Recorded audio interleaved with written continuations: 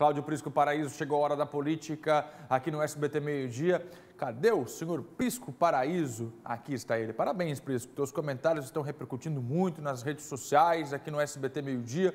Vivemos, sim, um momento muito delicado, com muitas decisões, processo de impeachment, e o Prisco todos os dias fazendo uma análise fiel e com detalhes exclusivos desses acontecimentos políticos. Hoje, Prisco, qual o assunto? A Assembleia Legislativa se manifestou depois que o Tribunal de Justiça mandou suspender o impeachment do governador por lá. A Alesc já se manifestou, Prisco? Boa tarde.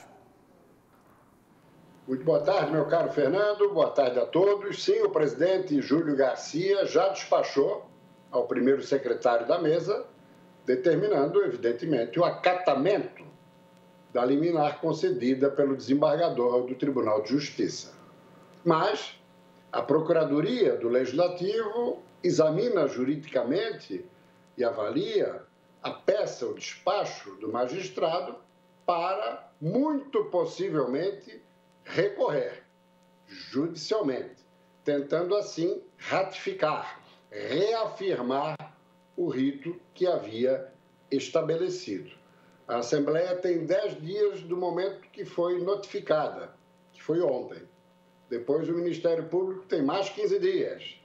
E depois, para incluir na pauta do órgão especial do TJ, mais 20, 25, talvez até 30 dias. De modo que nós podemos imaginar que esse é assunto que talvez possa, eventualmente, ingressar no mês de outubro. Ou seja, não teremos aí, os prazos não estão contando, está tudo suspenso, isso precisa ficar claro.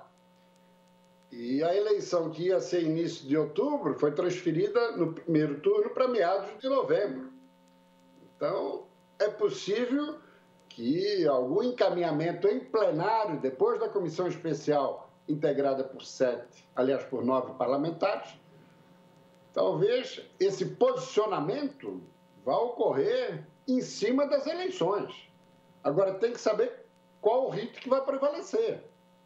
Se é o da Assembleia, que já pretendia, na admissibilidade, em plenário, depois da comissão especial, conseguindo 27 votos, afastar o governador, ou só lá à frente, com base numa lei federal do impeachment de 1950, onde o governador só seria afastado, na verdade, depois de composta a comissão mista de desembargadores e deputados, depois da avaliação do mérito nessa comissão com a apresentação de 2 defesas dos diretamente envolvidos.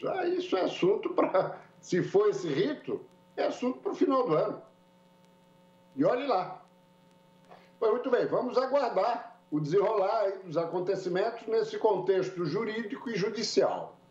Como a defesa de Carlos Moisés já fez essa entrada, já tomou essa iniciativa junto ao judiciário, nesse caso, o advogado de defesa da vice-governadora, Daniela Rainer, o advogado Felipe Melo, que vem a ser filho do senador Jorginho Melo, e vocês vão entender um pouco mais à frente essa ligação dele como advogado, de Daniela, e o contexto político de Jorginho, o pai, que hoje é senador.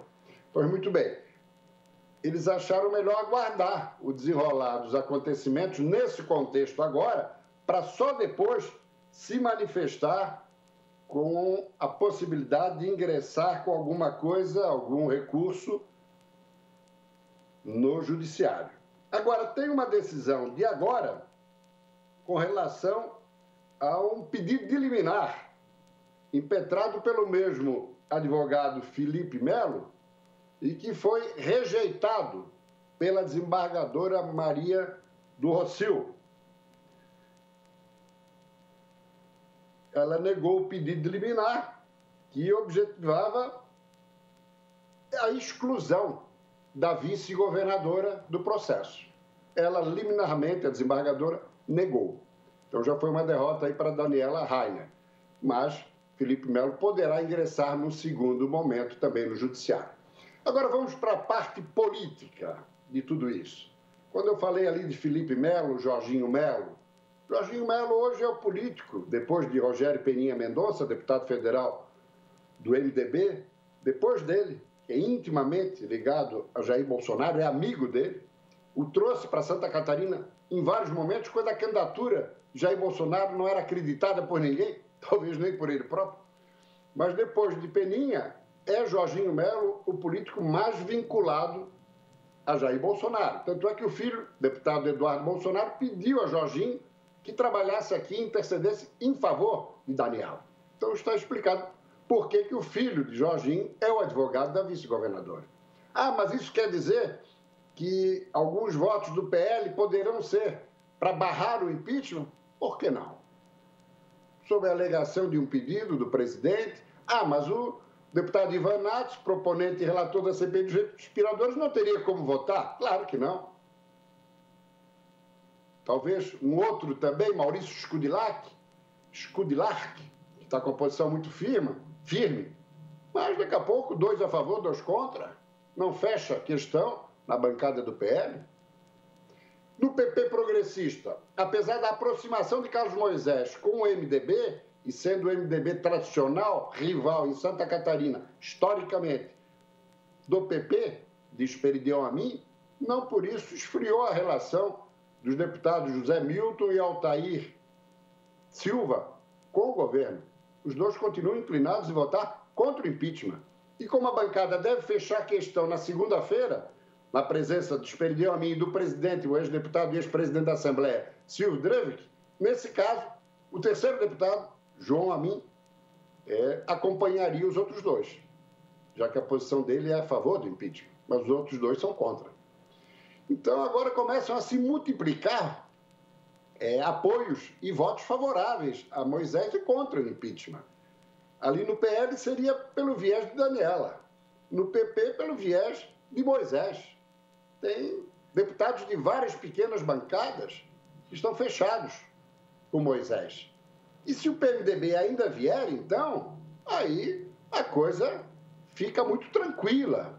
Mais do que os 14, Moisés poderá estar montando uma base de sustentação para governar a segunda metade do governo, já tendo afastado a recondução, a reeleição, mas para poder fazer um governo que apague a imagem dessa primeira metade. Essa que é a grande verdade. Hoje, no MDB, é muito mais fácil fechar contra o impeachment do que a favor, na bancada estadual.